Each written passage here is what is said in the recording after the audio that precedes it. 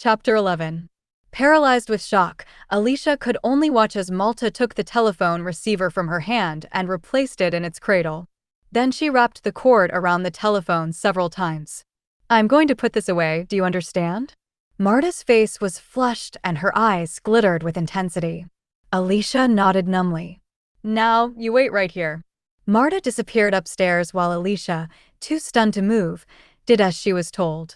She heard Marta moving about upstairs. She must be putting the phone in her own room, Alicia thought. Suddenly, her shock subsided and was replaced by a burst of anger. "Who does Marta think she is to speak to me like that?" Alicia set her mouth into a thin line. "Here I stand doing what she told me to do, like a bad child. Well, I've had enough." Squaring her shoulders, she went out to the kitchen. She was going to have a snack before dinner. Not because she was hungry, but because she knew Marta wouldn't like it. By the time she heard Marta's footsteps on the stairs, Alicia was seated at the kitchen table munching on chocolate chip cookies. "Alicia? Where are you?" She felt a twinge of satisfaction when she heard the worry in Marta's voice. It was worry that gave it that high-pitched squeak at the end. "Alicia? Alicia?" The squeak became more pronounced. Alicia could hear Marta's footsteps getting closer and sat quietly. "Alicia. Alio." Marta stood still suddenly as she saw Alicia sitting calmly at the kitchen table. "There you are. I told you to stay right where you were. Why didn't you answer me?" She faced Alicia with a stone-like stare. Alicia stared back at her in silence. Marta's eyes wavered. The stony stare began to slip. Gradually, it was replaced by a look of uncertainty. "I'm sorry I got so upset." Marta slowly crossed over to the kitchen table. After a moment's hesitancy, she sat down. She glanced at the cookies briefly, but must have thought it wise not to comment. "Don't ever order me around again." "Why don't you want me to talk on the phone?" Alicia demanded. "I heard you this morning, telling someone I'd gone away." "Why did you do that?" "Alicia, please don't be angry." "I was just so worried about you," Marta said, staring into Alicia's eyes. "That's why you don't want me to talk to anyone?" "It doesn't make sense," Alicia snapped. "Well, the doctors told me that if you were going to remember anything, you should be quiet, not too much stress, not too much at once. They said we should just do things together at home the way we used to. They said it was too soon to talk to other people. We should wait until you were more yourself again." Marta's voice took on an indignant edge. "I feel responsible for you. I'm sorry that you don't understand that what I'm doing is for your own good." Alicia sighed. "I know you're trying to do what's best for me, Marta. Shouldn't I at least start seeing a therapist to talk about what might have caused the amnesia? The doctor thought it might not be physical, but something that happened that I don't want to remember." "Phooey. That's ridiculous," Marta said emphatically. Maybe she thought that at one time, but now they know that's not true. "It's all because of the accident." She wiped her eyes with the back of her hand and spoke more quietly. "The doctor says it's too soon to start therapy, and you should just stay at home for a while. Maybe then you'll remember on your own, and you won't need the therapy at all." Marta looked at Alicia as if she were trying to reason with a small child. Alicia felt a rippling of uneasiness mingled with frustration. "It doesn't make sense to stay home alone and not talk to anyone." Marta faced her with an icy stare. "Stay home alone and not talk to anyone," she echoed. "Who am I? Nobody." "That's not what I meant," Alicia said, feeling more and more flustered. She looked down at the tabletop and took a long, deep breath. Then she looked back at Marta. "I can't help feeling that you're keeping something from me." "It's true, isn't it?" Marta rolled her eyes. "For heaven's sake, Alicia, listen to yourself. You're the one who isn't making sense. I've told you what the doctors said you should do, that's all." Alicia stood up suddenly. "I don't care. I want to talk to my friends." Marta looked toward the window. "Well, I can't help you. I don't know the names of any of your friends. You never mentioned any. Besides, they aren't very good friends, anyway. None of them has come by to visit you since you've been home. If I were you, I'd say good riddance to bad company." "Well, they won't know I'm here if you lie to them on the phone the way you did this morning," Alicia retorted. Marta's eyes opened wide. "The person I was talking to is no friend of yours, it was." She let her voice trail off. "It wasn't anyone important, Alicia. Please trust me." Her voice took on a hurt tone. "We were always so close, but now it doesn't seem that you feel that way. I'm only trying to do my best. I miss the way we used to be." She slumped dejectedly in her chair. Alicia could feel the guilt crowding in once more. "There must be a way to find out the names of my friends. I think it would help me to talk to them, no matter what the doctor says." She tried to put more certainty into her voice. After all, even a doctor can make a mistake. Then she had an idea. "I know. I'll call the school. I can find out the names of my teachers. They'll know who I was friendly with." Marta looked at her with an expression of long-suffering patience. She sighed, a sound that said "here we go again" more clearly than any words could. Why would you want to talk to people you don't remember? But it would only upset you. Besides, do you want people to look at you as an oddity? To ask how it feels to forget who you are? Maybe even think you're crazy? Alicia felt herself floundering in the face of Marta's logic. Then Marta gave her such a slyly knowing smile they both knew that once again, Alicia had lost and Marta had won. "Let's not fight," Marta said, laying a hand on Alicia's shoulder. "Sisters have to stick together." Chapter 12. 3 days had passed since the telephone incident. The telephone never reappeared. Marta kept it hidden in her room. At least, Alicia was pretty sure that's where it was, especially since she'd tried the door several times, and it was always locked. She hadn't heard Marta talking on the phone again. She never heard it ringing, either. Every day she hoped for new memories, but none came. Now Dr. Kellogg's words, "sometimes amnesia means there's something you're afraid to remember," kept appearing and reappearing in her mind. Again, she had asked Marta if she was keeping something from her. Marta had insisted she wasn't. "It's just the amnesia that makes you feel fearful," she told her once more. "The doctors said it's a common side effect." Marta had sounded so certain that Alicia had almost been able to make herself believe it. For a few moments the fear had gone away. But the doubt came back. So did the fear. Meanwhile, Marta continued to do everything possible for her. She woke Alicia at 7 each morning and made a big breakfast before going to work. Now, however, Alicia was able to go downstairs and sit at the kitchen table. Breakfast was a particularly trying time for Alicia. If she started to butter a piece of toast, Marta took it from her and buttered it. If she started to spoon sugar into her tea, Marta would take the spoon from her and add it herself. Alicia felt smothered by her attentions. Marta just didn't understand that. "I'm here to take care of you. That's what sisters are for," she would say. One morning Alicia had protested she was strong enough to get her own breakfast. "Isn't what I'm doing good enough for you?" Marta had blurted out. After that, Alicia kept silent. Now that she was spending time downstairs, she was surprised to find there was no television set in the house. There wasn't even a radio. Our parents had something against that sort of thing, Marta had told her. They thought it was better to read. But Alicia noticed Marta didn't do much reading. In fact, when she thought about it, she couldn't recall having ever seen her do any reading. She never brought a newspaper or magazine into the house. "I'm too busy taking care of you to peruse newspapers and magazines," Marta said. Besides, instead of thinking about watching television and listening to the radio and reading, it's better if you concentrate on doing things you used to do and getting your memory back. So Alicia tried to do just that. Every day when Marta left for work, she tried to rest and do the word games and crossword puzzles that Marta told her she liked. When Marta came home from work, she made dinner, and then she and Alicia would play some sort of game Marta picked out or a jigsaw puzzle. Alicia hoped some memory of enjoying the puzzles and games would return, but it didn't. In fact, she couldn't even imagine ever enjoying them. She didn't now, and she wasn't very good at them either. The 3 days that had passed were so chock full of boredom, they dragged by as if they were never ending. Alicia was growing restless, bored, and edgy.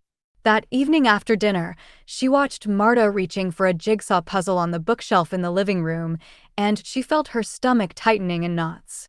"Oh no, not again," she said silently. "I can't face one more evening of puzzles and games." "Can't we do something else?" she blurted out. The words just came out of her mouth as if on their own. She hardly realized she had said anything until she heard the words. But she knew that she'd made a mistake. Marta's body stiffened suddenly. Slowly, she took the puzzle from the shelf and put it on the coffee table. "I thought you enjoyed doing puzzles together," she said in a low voice. She stared at Alicia intently. Oh, I do, Alicia said hurriedly. Doing something else was just an idea. We can do the puzzle if you've got your heart set on it. But it was too late to make amends. Alicia saw Marta was grinding her teeth, and she didn't like the look in her eyes. Just what is wrong with doing a jigsaw puzzle? Marta reached up and gave her hair a tug. Alicia spoke haltingly. Well, nothing is wrong with it, Marta. Come on, forget what I said. We'll put it together. No. You don't like it? I can see that now, Marta said. She gave her hair another tug and walked toward Alicia. You used to enjoy putting puzzles together and playing games with your sister. But since you've come home this time, you don't. She kept walking toward Alicia until she stood right in front of her. No matter how hard I try, you don't appreciate anything. For a moment, Marta's eyes were glowing with rage. Then she gave a casual shrug and walked back to the coffee table. So what? It's no skin off my nose, she said. She picked up the puzzle and removed the cover. Then, without warning, she heaved the puzzle against the wall. Pieces scattered everywhere, bouncing off furniture, landing all over the floor, tables, the couch. Marta's fists were clenched at her sides. If what I want to do isn't good enough for you, maybe your sister isn't good enough for you either. Alicia could only stand there, too astounded to move or say a word, as Marta picked up a figurine from the table. It looked as if she was going to throw it, too. She drew her hand back and was about to let it fly, when at the last minute she caught herself.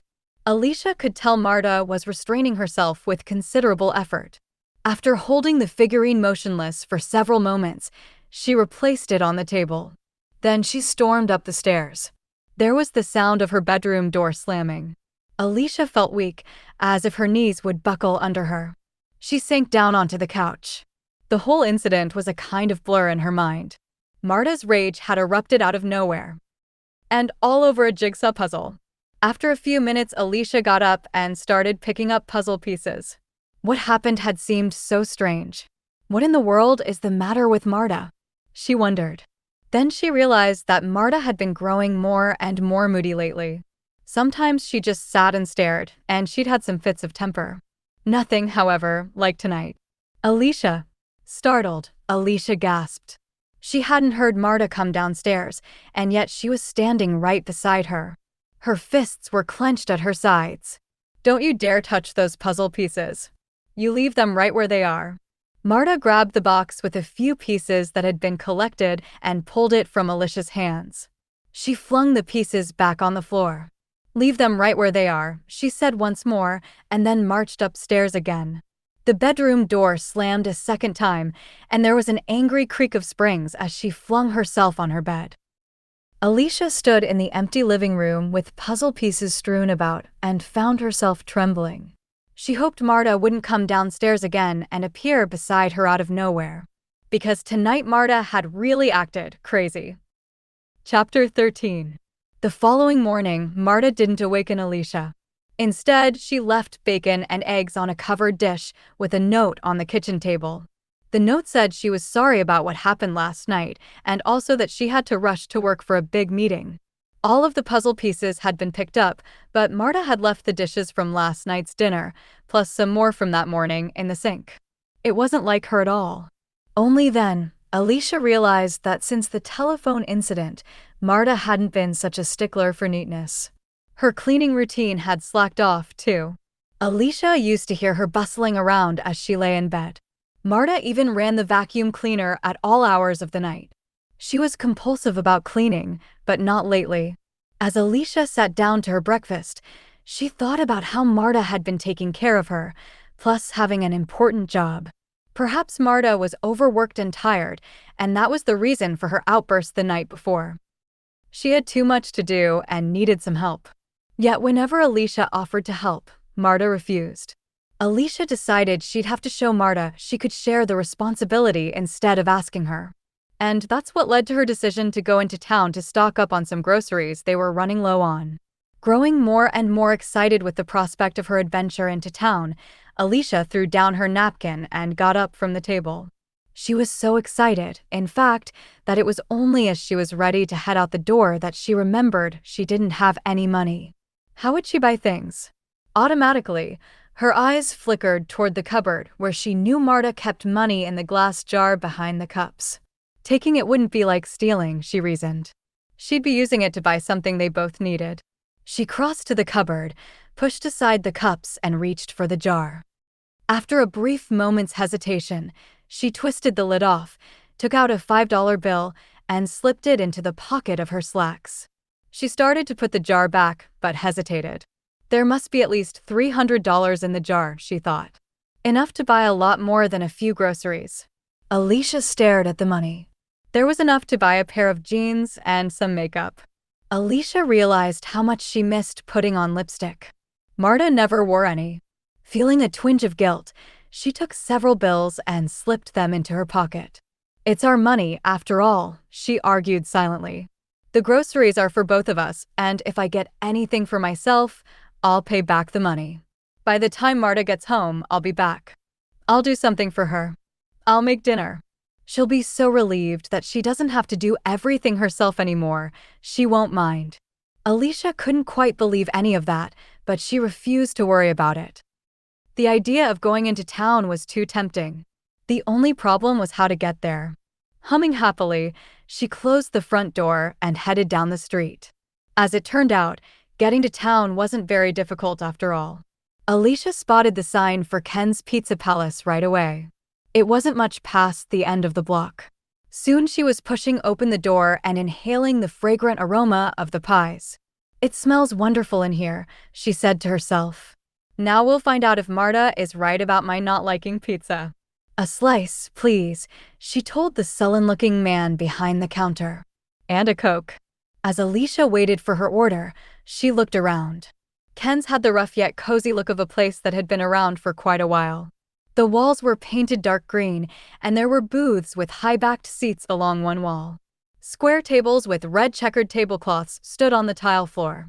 As Alicia looked at the place, she thought she felt a spark of recognition. Expectantly, she waited for the memory to grow stronger. She looked from this part of the place to that, her eyes moving over the mirrors on the walls, the tables, chairs, even the cash register. But instead of a memory that grew to a rush of crystal clarity, the spark simply vanished.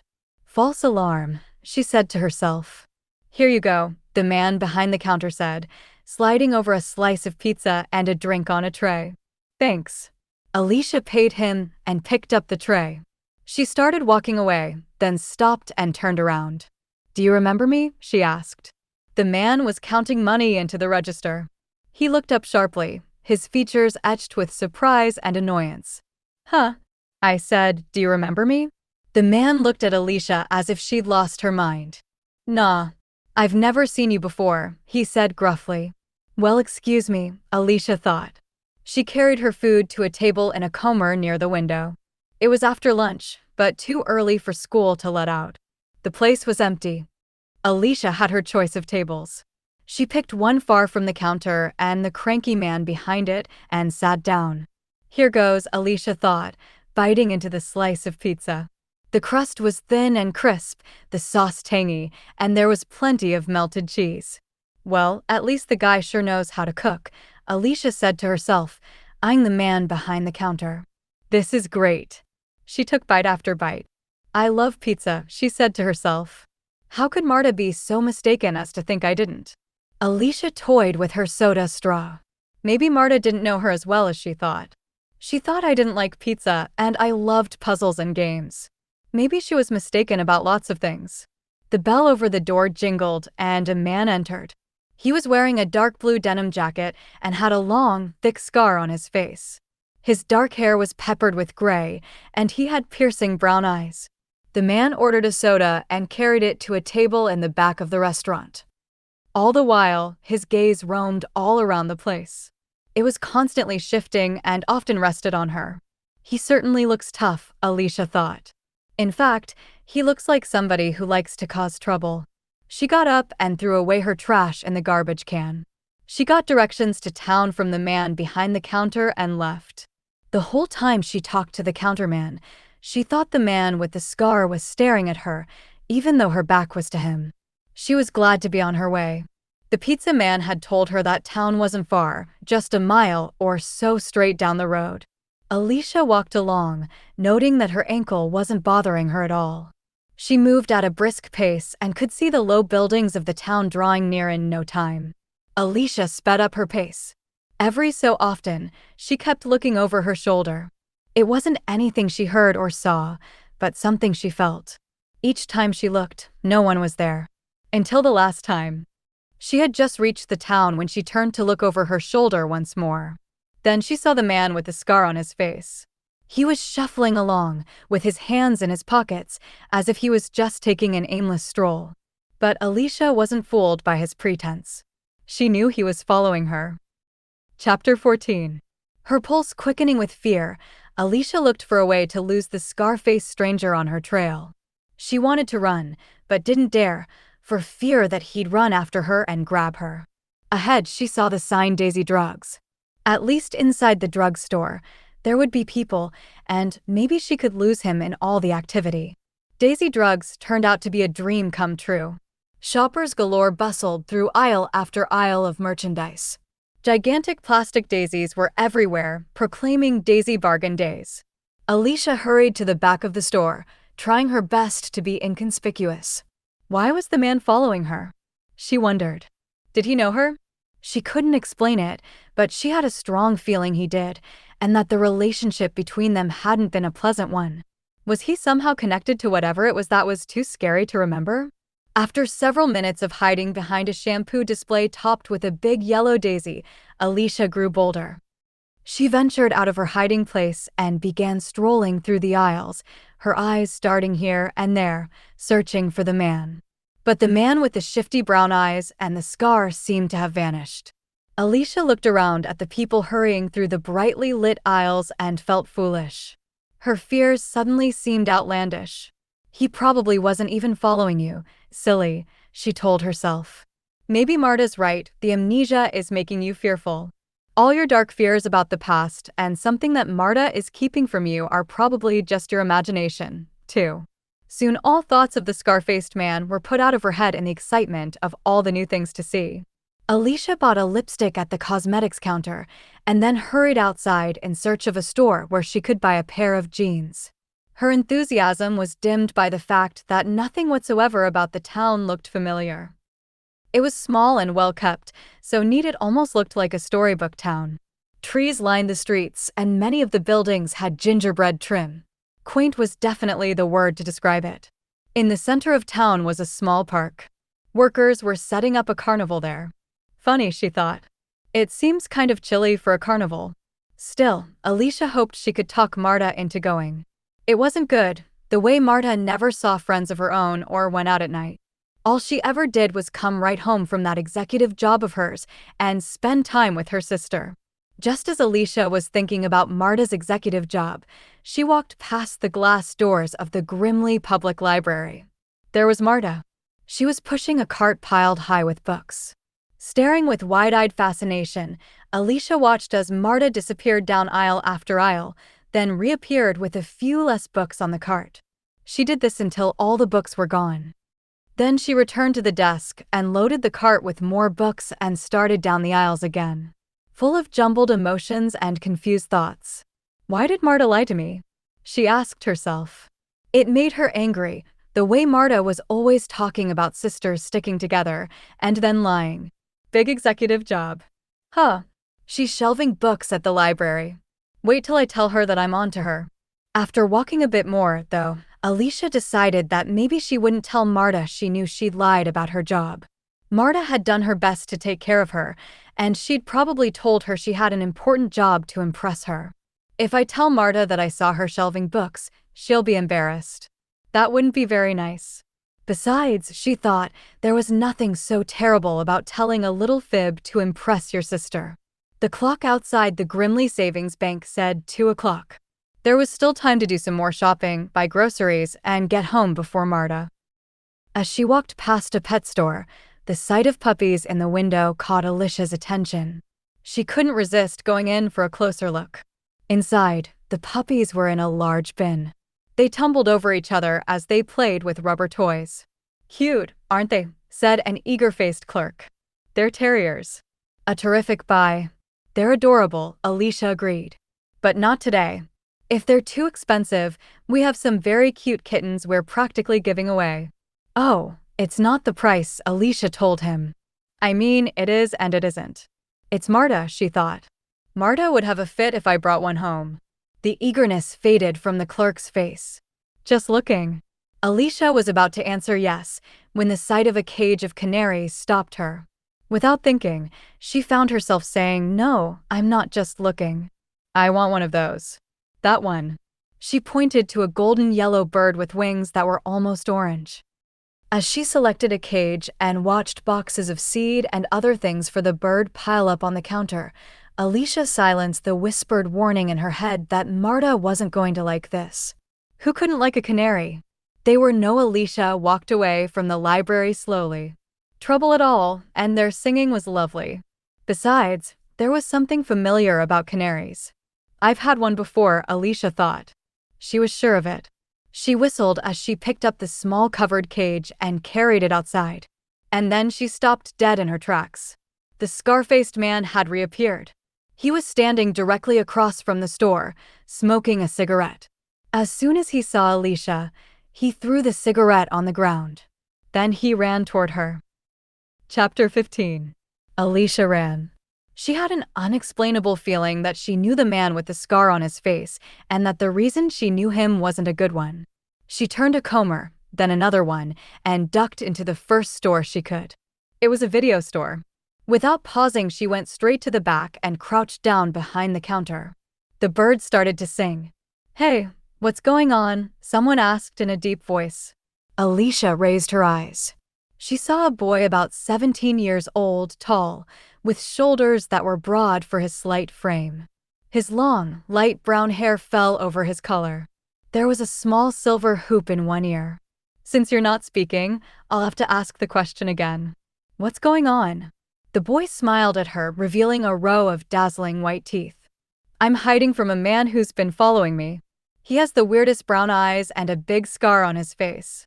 The boy tilted his head to one side. "I can't believe it. I'm always seeing things like this happen in the movies. Now it's finally happening to me, it's true. I've seen him watching me. He was in the pizzeria, and then he followed me to a pet store." The boy chuckled. "What's so funny?" Alicia made an attempt to sound dignified. As soon as the boy had laughed, she'd had a sudden mental picture of herself running through the store, canary cage swinging on her arm. I must look ridiculous, she thought, wishing the floor would open and swallow her up. Never mind. The boy crouched down behind the counter beside her. "Hello there. Nice of you to stop by and visit. My name is Mark Phillips." Alicia Taylor. The name came out in a whisper. "Well, Alicia, why don't you come back into the office and tell me some more of this story? You can hide just as well in there, and you'll be much more comfortable sitting in a chair. Oh, and you can bring your canary." Mark stood up and motioned for Alicia to follow him. Alicia got up cautiously and peered over the counter. The store was empty. She followed Mark back to the tiny office. "Wait just a minute. I'll go lock the door so you can relax," he said. When he returned to the office, Alicia had seated herself in one of the folding chairs and placed the canary cage on the table. "He's definitely good-looking," she thought, deciding that he was even taller than he seemed at first. "So, tell me about the mysterious man with a scar on his face." Alicia tucked a strand of hair behind her ear and took a deep breath. "Like I told you. I first saw him at Ken's pizzeria. Then I saw him walking behind me, but I lost him at Daisy Drugs. I started to think that maybe he wasn't even following me at all, until I left the pet store and he was standing right outside. He even started walking over to me." Mark looked thoughtful. "Well, he could be a weirdo, all right. But it might have even been a coincidence that you saw him around all those times. Are you absolutely sure that he was running after you? Is there a chance you were being a bit jumpy? You think I was being crazy, is that it?" Mark shook his head. "No, I didn't mean that at all. It always pays to be careful, just in case. I'm just not convinced 100% that the guy definitely was a threat." Alicia thought for a moment, and then gave a little shrug. "Oh, well, I guess that's possible." Alicia noticed Mark studying her face. Do I have a smudge or something caught between my teeth? No, sorry if I was staring. You look familiar, that's all. Alicia stared back at him. Is that a line? Please tell me if it is, because you don't know how much it would mean to me to meet someone who knows me. Really? Mark looked at her quizzically. Why is that? Alicia shook her head. Forget that I said that. It's complicated. Well, anyway, it's no line. I'm serious. At first, I wasn't certain it was you. But now I am. I haven't seen you for a while, but I remember you all right. I'll never forget how I saw you at the carnival one night when I was in junior high. I was in the 8th grade, and I was convinced that I was in love with you. Oh, come on, Alicia laughed. It's true, Mark said, holding up his right hand. I saw you at the very same carnival they're setting up right now. He smiled. It comes back every year. It's kind of funny, because it always comes around when it's just a bit early for a carnival, and so it's always too cold. But people always go, just the same. As Mark spoke, he looked steadily into Alicia's eyes. I looked for you at school, but I guess you go to private school or something. You really do remember me. Absolutely. I remember seeing you another time. My parents turned this place into a video store when they bought it 5 years ago. Mark leaned back in his chair. I've been working here ever since. I pretty much run the place, he said, drawing himself up straighter. Very impressive, Alicia said, a smile playing about her lips. Marta wasn't the only one who liked to seem important. Anyway, it used to be an ice cream parlor. I saw you one day sitting on a stool here, but then you left. I bet you don't even remember. Alicia shrugged. She didn't want to tell him exactly how much she didn't remember. Hey, I'll show you. Come on out, it's safe. The door's locked, remember. He stood up. Okay. Alicia followed him from the office and out into the store. Look, the counter is still here. My parents kept it. They always talk about getting the ice cream going again. But they never get around to it. You know, it could be a combination video and ice cream store. Great idea, huh? Sure. Alicia walked up close, running her hand along the counter. So, years ago, she had sat right here. He remembered her. She tried to imagine herself sitting there, years ago. It might as well have happened to someone else, she thought. Then suddenly, the memory came to her. So clear, so vivid, as if on a movie screen in her mind. There she was, wearing denim shorts and a red blouse, her feet clad in bright new sneakers. She even remembered that she had had a soda and a bowl of strawberry ice cream. And she remembered him, off to one side with a friend. I remember you. You were standing with a friend who wore glasses. Skippy Murphy. Yeah, and I didn't think you noticed me. Oh, but I did. You've changed. Alicia was enjoying talking to Mark so much she almost forgot about the time. But then her eyes rested on the clock above the cash register. Oh, it's getting late. I've got to get home. She ran back into the office and grabbed the canary cage. Thanks it was good to meet you. Thanks for remembering me. She ran toward the door. Hey, wait a minute. I've got to unlock it, remember. He walked over and turned the key. Look, why don't you just wait a while and I'll walk you home? It's only an hour until I get off work. I wouldn't want you to run into that weirdo. Oh, I'll be careful. But I've got to go right now. Thanks for everything. She hurried to the door, opened it, and rushed out. Hey, wait. Can I have your phone number at least? Mark came after her. The phone's out of order. I'll stop by and visit you again soon, though. Bye. Well, see ya, Mark called after her. Alicia walked as fast as she could and was relieved that she made it home before Marta, with nearly an hour to spare. And her ankle hardly hurt at all. She moved some figurines from an end table to a shelf in the kitchen to make room for the canary. She got the bird thoroughly set up, and there was still over half an hour before Marta would get home. There was a stack of puzzle books on the coffee table. Alicia sat down on the couch and opened one. Barely a minute passed before she tossed the book back on the table and sighed. These things are so boring, she thought with exasperation. I've tried and tried to like them, but I just don't, no matter how much Marta says I do. And no matter how many times she tells me I'm a nice, quiet girl who doesn't care about having boyfriends and likes to stay home all the time, it just doesn't feel right. She began pacing aimlessly around the room, opening cabinets and drawers. At first, she only did it out of boredom and idle curiosity, but after a few moments the thought formed in her mind that she might discover something that would jog her memory, a letter, a postcard, something. Alicia opened the drawers in the cabinets underneath the shelves where Marta kept the games. They were full of papers. Most of them looked like old tax forms and records, but she didn't dare take the time to go through everything now. She'd have to look more carefully later. Then she remembered a briefcase she'd seen in the hall closet when she'd been looking for the telephone. She hurried to the closet and located the briefcase on the top shelf. The briefcase wasn't securely locked. When Alicia grabbed the handle to pull it down, the case turned over. The contents spilled on the floor. Alicia gasped. She was staring at a pile of watches, rings, and other jewelry, at least a dozen checkbooks, and bundles of credit cards held together with rubber bands. Chapter 16. So now you know. Startled, Alicia looked up to see Marta standing in the doorway. She took off her coat and came closer. Where did all this stuff come from? Alicia asked. Marta shrugged. How should I know? Maybe you can tell me. Her eyes glittered. Alicia looked at Marta's face as if searching for a clue. I don't understand. Maybe I just don't remember. Marta made a noise like a laugh, except that there was nothing happy about it. It sounded angry and nasty. What's going on? Alicia asked.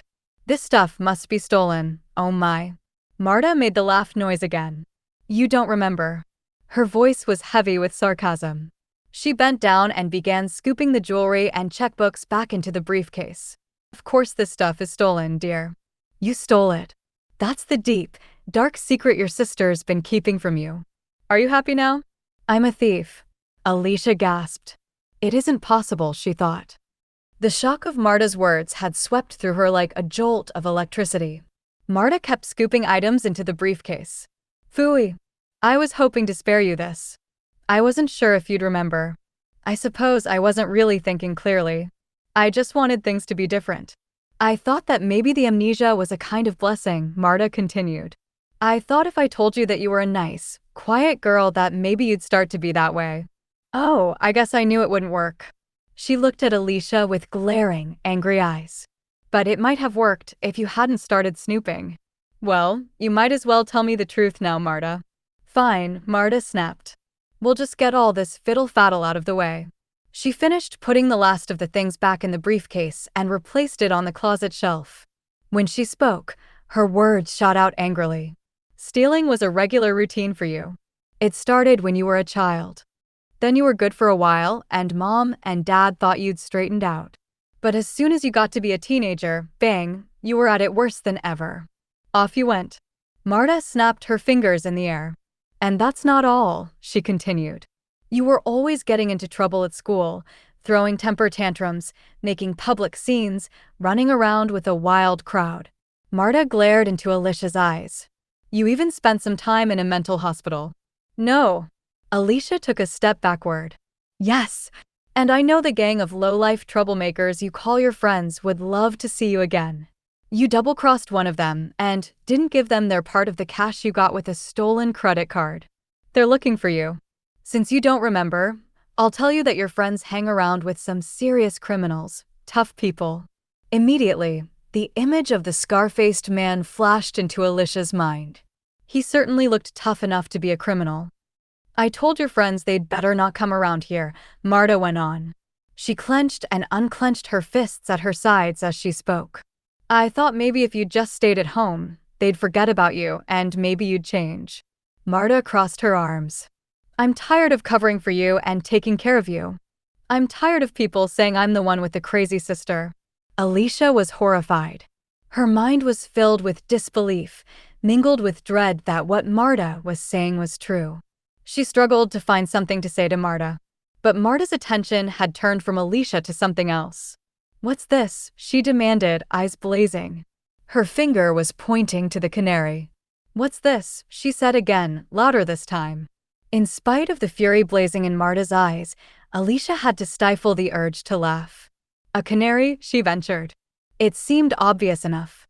I know it's a canary, Marta said, stamping her foot. What I mean is, what's it doing here? I bought it. I passed this pet store and I saw how cute the dogs and cats were. But I knew I shouldn't get one of those without talking to you first. But then I saw this bird and I didn't think anyone could mind a little bird. Look, it's so small. It will be nice to have a pet. You took money to buy this? You're stealing again. Well, Alicia stammered. Then she lifted her chin. I'll pay it back. What are you so angry about anyway? What happened to sisters sticking together? Marta glanced at the bird with a look of disgust. This cage can't stay here, she said, grabbing it and depositing it roughly in an armchair. Alicia watched as she strode briskly into the kitchen and came back with both hands full of figurines. She proceeded to arrange them on the table exactly as they had been before. While she arranged the figurines, Marta looked as if she was in a trance. When she was finished, she stood back and studied them, then repositioned some figures. There, she said finally, smiling for the first time since coming in the door. But when she turned to Alicia, the smile was gone. What do you need a pet for? Isn't everything nice enough here? Don't I get you everything you need? Sometimes it gets lonely in here. I just wanted some company. Malta faced her with a resentful sneer. No matter how hard I try, nothing is ever good enough for you. You can't stay out of trouble. You made so much trouble for Mom and Dad, and now when I try to keep you from getting into more trouble, you won't cooperate. Alicia watched Marta's fists opening and closing at her sides. Marta took several deep breaths and then turned to walk away. Suddenly, she wheeled around and turned back to Alicia. Did you talk to anyone while you were in town? Her eyes blazed even more angrily than before. In an instant, Alicia decided it was best not to tell the truth. No. Are you sure? Yes, I'm sure. Alicia could see Marta relax. Good. You shouldn't. I'm only telling you that for your own good. But why? Shut up. Just do what you're supposed to. Stay home. Don't talk to anyone. Don't make any trouble and everything will be okay. Okay, Alicia said, although she didn't mean it. She just wanted Marta to calm down. The way she was acting was scary. Marta stared at her with a brittle stare. I suppose I didn't realize your ankle was so much better. She tilted her head to one side. Yes, it's much better. I'm feeling better overall, Marta. Now I can help you out around the house, so you won't have to do everything yourself. Look, let me finish making dinner for you. Just sit and relax. I'll finish dinner. I know the way I like things done. Marta, please. I'd like to help out. Alicia was surprised and relieved when Marta agreed. She sat at the table and watched everything she did like a hawk and made her so nervous she was sure she'd drop something. Somehow she didn't. Finally, the meal was ready. Hamburger patties, green beans, boiled potatoes. Alicia would have preferred some fish and fresh salad, but she had to work with what she had. After her adventures this afternoon, she'd completely forgotten about her plans to get groceries. She put the food on the table and smiled at Marta. I hope you like it. Malta smiled back, and then, without warning, she picked up her plate and threw it against the wall. Bits of hamburger and grease stuck there. Jagged pieces of plate bounced to the floor, along with pieces of potato and green beans. There. See what you made me do, she screamed. Then she turned strangely quiet, as if all the force had blown out of her. Maybe you'll decide the dinners I make are good enough after all, she said quietly. Then she went upstairs. Alicia heard her slamming the door to her room. Hours later, Alicia tossed and turned in bed. She could not get the scene at dinner out of her mind. Marta had looked so strange. Afterward, Alicia had cleaned up the mess. Then she found she was unable to eat her own dinner. She had put it in the refrigerator. Now her stomach growled. She got out of bed and put on a robe, moving quietly so as not to disturb Marta. As soon as Alicia opened the door to her room, she felt the draft. The temperature got colder and colder as she crept down the stairs. By the time she got to the living room, she was freezing. Every window in the room was wide open. Cold air was rushing in on all sides. Shivering, teeth chattering, Alicia ran from window to window, closing them. It was only then that she saw the light from the window falling on the canary cage. The cover had slipped down and she could see that inside, the canary was lying on the floor of the cage. The cold had killed it. Chapter 17. Alicia's appetite vanished when she saw the dead canary. For a long time, she was unable to take her eyes off the bird. A dull, jellied lump of terror formed in her stomach. The bird's death was no accident. She was sure of that. It was cold outside, there was no logical reason to open the windows. Now it was freezing in the room. The poor little bird, she thought. Marta made it the victim of her anger against me. How could she be so cruel? It isn't only cruel, it's weird, she said to herself. Alicia went back to bed and fell into a fitful sleep. In her dreams, she ran down the tunnel again, pursued by the fierce, shadowy figure. The dream was no less terrifying because of its familiarity. When the nightmare faded, she tossed and turned, somewhere between sleep and waking. Several times she thought she felt hands touch her hair, but the feeling hovered on the edge of her sleep. Then the sound of Marta's voice jerked her awake. "There. With your hair cut off, it won't be so easy for someone to recognize you if you go sneaking out again." She held up a handful of Alicia's hair, her lips drawn back from her teeth in an eerie grin. "Now everything's hunky-dory." Frantically, Alicia touched her hands to her scalp. She felt short, spiky tufts of hair. She jumped from the bed and ran to the mirror. Her reflection horrified her. Her hair stuck out all over her head in uneven clumps. She blinked, and the reflection changed. Her hair hung to her shoulders just as it had before. She shook her head quickly and looked again. Her hair was still the same length. Alicia took a long, deep breath and exhaled. After a few moments, she realized what had happened. Her mind had played a trick on her. She had only dreamed that Marta came in and chopped off her hair. The dream had been so scary, so vivid, so real, that at first she hadn't known where the dream stopped and what she saw when she was awake started. For an instant, her mind was convinced that the dream was real. She sat down on the edge of her bed and cradled her head in her hands.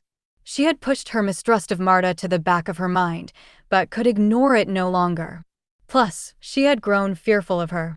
The dream was proof of that. Marta had admitted that she'd told her lies, but Alicia wasn't convinced that she had finally told her the truth. She just couldn't believe she was a thief. She couldn't imagine why Marta would lie about such a thing, though. She raked a hand through her hair. There had to be a way to find some answers. But where could she turn? Then she had an idea. "Can I speak with Dr. Kellogg, please?" The nurse behind the hospital desk looked harried and distracted. So did the other 3 nurses behind the desk. Since she ignored Alicia the first time, it was necessary to repeat the question. "Excuse me," Alicia raised her voice. "I need to see Dr. Kellogg." This time the nurse looked up. Her face wore a pinched expression of annoyance. "Do you have an appointment?" Alicia shook her head. "No, but I really need to see her. It's terribly important." The nurse went back to her paperwork. She spoke without even looking at Alicia. "The doctor is too busy. You'll have to call for an appointment. Please, can't you just check?" "I came all the way over here, and it's very important." The woman looked up sharply. "I told you the doctor is too busy. We can't have everybody just waltzing in off the street to see her. You'll have to call and make an appointment." Alicia tapped her foot impatiently. She hoped that Dr. Kellogg could tell her something about her hospital stay that would help her sort things out. She didn't have much hope, but she didn't know what else to try. She just had to talk to her. "Look, please, can't you just check with Dr. Kellogg?" The nurse slapped the counter with her palm. "What's the matter with you? Don't you understand that you have to call for an appointment?" "It doesn't make any sense to call to make an appointment if I'm already here," Alicia snapped. "Why can't I just make the appointment now?" "Because you have to call, that's the way it's done," the nurse snapped. Alicia gave an exasperated sigh. Then she heard a voice behind her. "Alicia, I didn't think we'd ever see you again." Alicia turned around and came face to face with Dr. Kellogg. "Oh, Dr. Kellogg. I'm so glad to see you. I need to ask you some questions, but they told me you were too busy." Dr. Kellogg nodded wearily. "That's always true. But perhaps we can talk a little, if you don't mind walking while we do it. I'm on my way to look in on a patient. I don't care if we run, as long as I can talk to you." Dr. Kellogg smiled. Alicia's heart sank when she saw that it was the beaming, game show hostess kind of smile she'd seen before. She looked the doctor in the eye. "Please, whatever you do, Don't just nod and smile and tell me not to worry the way you did when I was in the hospital. I'm desperate. The smile vanished from Dr. Kellogg's face. All right, she said after a moment. It sounds like you have some very important questions. She started walking down the corridor, and Alicia followed at her side. You know, Alicia, I called your house several times and never got an answer. We were trying to monitor your progress. Then finally I got hold of your sister, and she told me you were away visiting relatives. So that's who called when I overheard Marta on the phone, Alicia said to herself. Well, Dr. Kellogg, I wasn't visiting relatives. That's kind of what I wanted to talk to you about. It's all so confusing, I hardly know where to begin.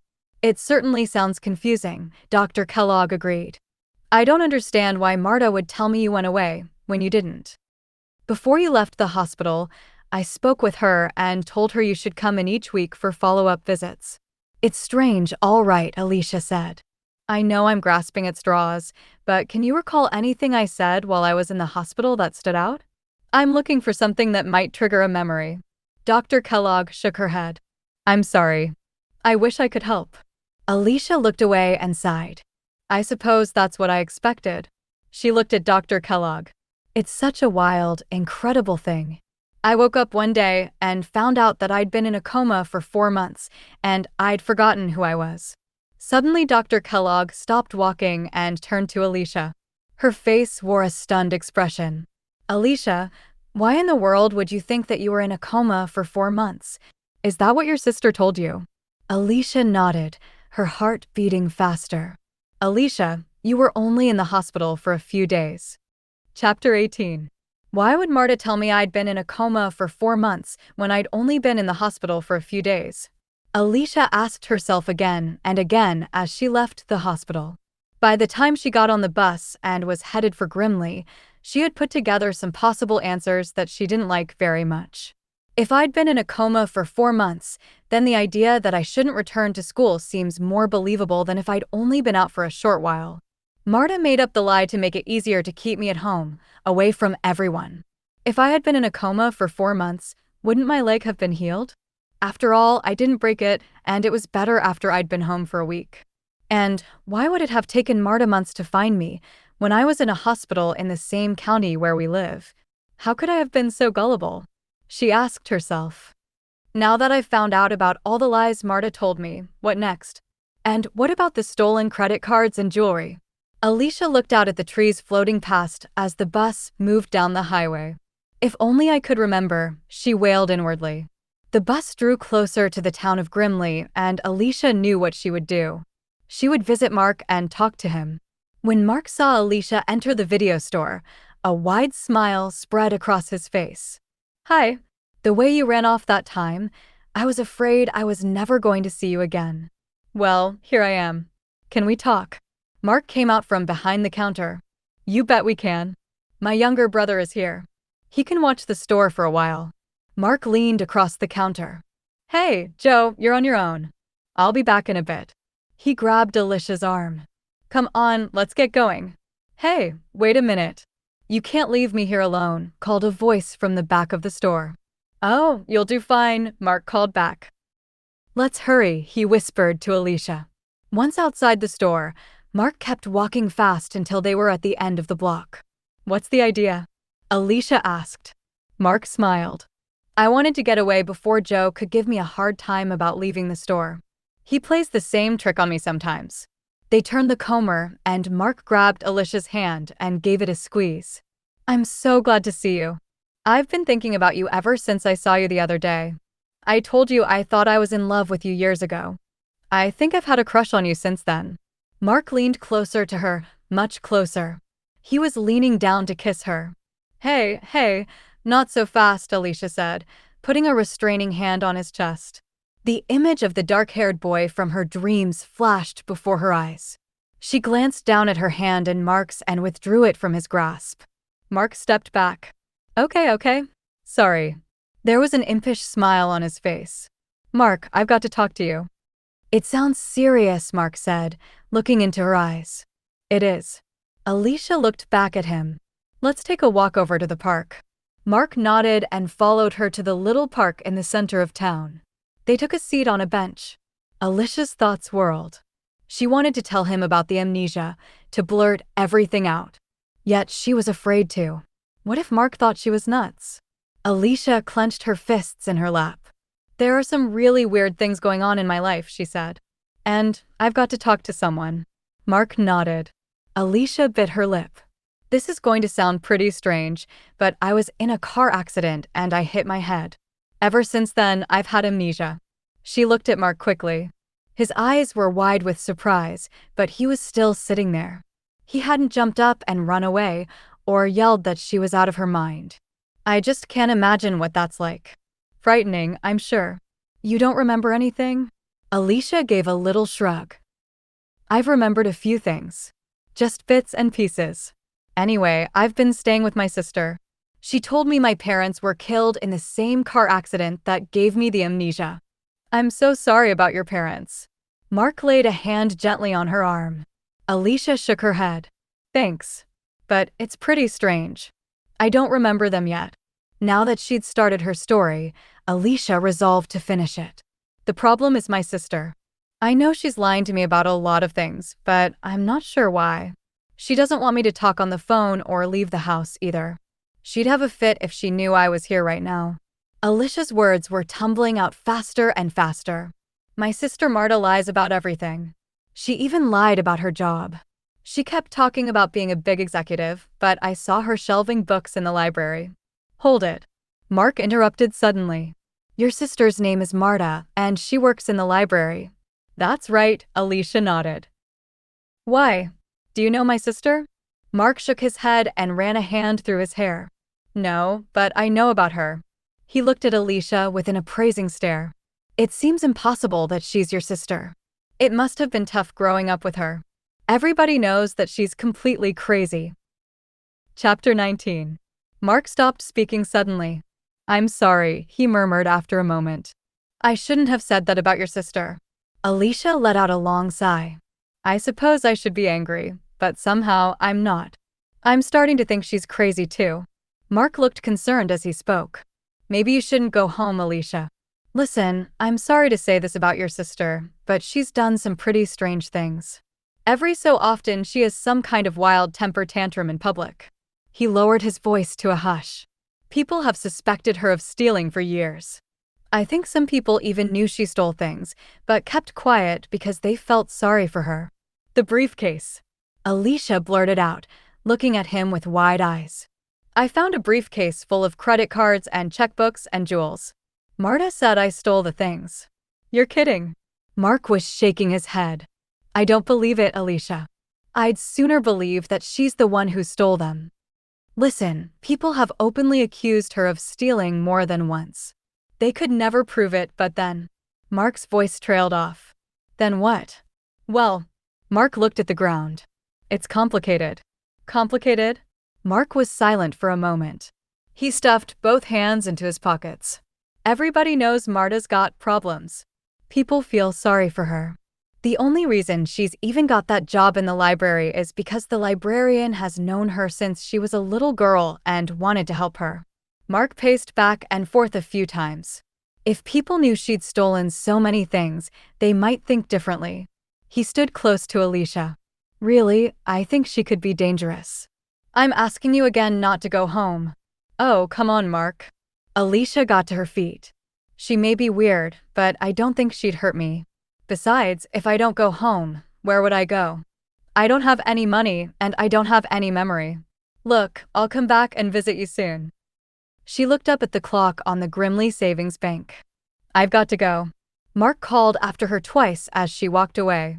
She didn't turn around. She was thinking of what she was going to say to Marta. The house was quiet. Alicia was glad she'd have time to organize her thoughts and decide what she wanted to say before Marta got home. It should be at least an hour before she arrived. Alicia walked through the kitchen and into the living room. She passed the table full of figurines where she had placed the canary cage just a while ago. Something on the table caught her eye. It was a new figurine, a canary. Its newness stood out among the other figurines that now had a thin film of dust. So did the table. Alicia took a step away from the table and swallowed hard. She turned and headed up the stairs. At the top of the stairs, she paused before turning into her own room. Marta's door was open. "Marta?" Alicia called softly, then again louder. "Marta?" When there was no answer, she pushed the door open and stepped inside. She gave a little gasp of surprise. Marta's tidiness had slipped a bit in the rest of the house, but here it had fallen off the edge. Dust balls decorated the covers and peeked from under the bed. There must have been at least 100 figurines jumbled in confusion all over the dresser and night table. Dust coated them like fur. Marta's shoes and clothes were everywhere, on the floor, on the bed, and even on the windowsill. No wonder she's been looking a little disheveled lately, Alicia thought. A little shiver ran down her spine as she looked at the scene. The state of the room was concrete evidence that Marta had been losing it for a while, and losing it big time. Alicia pulled open the drawer in the bedside table. She almost laughed at her good fortune. Inside the drawer was Marta's diary. Her elation vanished in an instant. The diary was probably locked. If she tampered with it, Marta was sure to know. She picked the diary up and examined it. Her heart skipped a beat. The lock was already broken. Marta probably thought she didn't have to worry about keeping the diary locked because she always locked her door. But not today. Today she forgot, Alicia said gleefully to herself. Her heart beating faster, she leaned against the wall and opened the diary. With trembling hands, she opened the diary and began to read. She was surprised that the diary started on the day Marta had brought Alicia home from the hospital. "Now my little sister is home. I can take care of her and we'll be together always." She turned a page. Alicia doesn't remember a thing. "I will make her memories for her." Alicia turned page after page about how the two of them played games together and other trivial details. It was pretty boring. But then the entries started getting angry. "She doesn't appreciate anything I do. She'd better start to change, selfish, ungrateful. She's not the sister I wanted." The next page made Alicia's scalp prickle. The page was scrawled all over with words that were carved deep into the page in red ink. "I hate my sister." Taking a deep breath, Alicia turned the page and read on. The more she read, the more terrified she became. The entire diary was about her. And then she came to a page that chilled her to the bone. "I kept hoping Alicia would change and become the sister I wanted. I gave her every chance, but now I know she won't. I'm going to have to kill her." Alicia gave a little cry and started to run from the room. Only then did she see that Marta was standing in the doorway, watching her. She was holding a carving knife. Chapter 20. "I was just going to fix you a sandwich," Marta said, her eyes twinkling and an eerie smile playing about her lips. She turned the blade of the carving knife this way and that as Alicia stared, paralyzed with fear. "When I called and called, I came looking for you." Marta's expression was mocking. "Yikes. I guess you were so engrossed in your reading you didn't hear me." Her voice turned into an angry snarl. "Did you find my diary interesting reading? You shouldn't read other people's diaries. Shame, shame on you." She took a step toward Alicia, waving the knife in front of her. Alicia dropped the diary and screamed.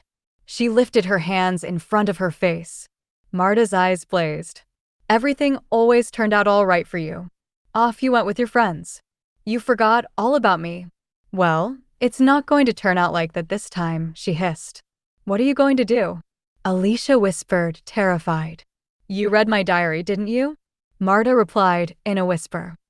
Without thinking about what she was doing, Alicia acted blindly, driven by a mixture of terror and rage. She shoved her shoulder against Marta's and pushed her aside. Surprised, Marta was caught off guard and stumbled. It gave Alicia a moment to start racing down the stairs. In an instant, she heard Marta running behind her. The blade of the carving knife hissed as it lashed the air. Alicia leaped down the stairs 2 and 3 at a time, praying that she could open the door before Marta caught her. Soon, however, she knew it was not to be. The moment when she lost her balance went by in a blinding flash and in slow motion at the same time. Too late she realized she was going to fall and understood the reason. She saw her toe reach for the stair below and watched it brush the figurine of a leaping cat that had been left there. In the same twisted moment, she knew that Marta must have put it there so she would fall. The moment moment vanished, and Alicia continued falling until she landed in a heap at the bottom of the stairs. She dreaded the slashing of the knife that she expected to come. Instead, Marta grabbed her roughly by the collar and began pulling her along the floor, the carpet burning her outstretched palms. "She's dragging me toward the basement," Alicia realized. She tried to grab one of Marta's legs and pull her off balance, but it was impossible. Marta was much bigger than Alicia and solidly built. Plus, she was fueled with the energy of madness. Soon, Marta was opening the basement door. She gave a heave that sent Alicia half stumbling, half falling down the basement steps. She landed on the cold concrete floor and heard Marta slam the door shut. "You stay down there until I figure out how I'm going to kill you," she heard Marta shrieking on the other side of the door. "It's what you deserve for being such a selfish, ungrateful sister. After everything I did for you, you had to have your other friends and your dances and parties. You won't be having any more. Just think about that." Alicia curled up into a ball on the floor and listened to Marta's insane raving. It went on for what seemed like hours. Finally, Alicia fell asleep. When she awoke, it was quiet. Slowly and painfully, she uncurled herself and tried to sit up. Every part of her body felt achy and sore. "TM bruised and banged up all right, but nothing's broken," she decided when she'd finally managed to get herself into a sitting position. The light was on now, so Marta must have opened the door and switched it on while she was sleeping. Somehow, she knew that the switch was at the top of the steps by the door. Alicia looked up and saw that Marta had left something for her near the top of the stairs. It was a tray with a covered dish on it. Only then did Alicia realize that she was famished and terribly thirsty. Her stomach growled emptily as she got up. Her hunger overshadowed her pain, and she hardly noticed her bruises as she crawled up the stairs toward the tray. She eased herself onto the step beside the dish. First, she picked up the glass filled with water and drank several huge gulps. Instantly, the water made her feel more awake and alive. Her stomach rumbled again. She set down the glass and lifted the cover off the dish. Alicia whirled and turned her head away from the sight of what was on the dish. She had a sickening feeling that she knew how Marta was planning to kill her. She was going to starve her to death. Under the covered dish was a small bird, lying on a bed of lettuce. The bird must have been kept in the freezer because it was frozen solid. It was Alicia's dead canary.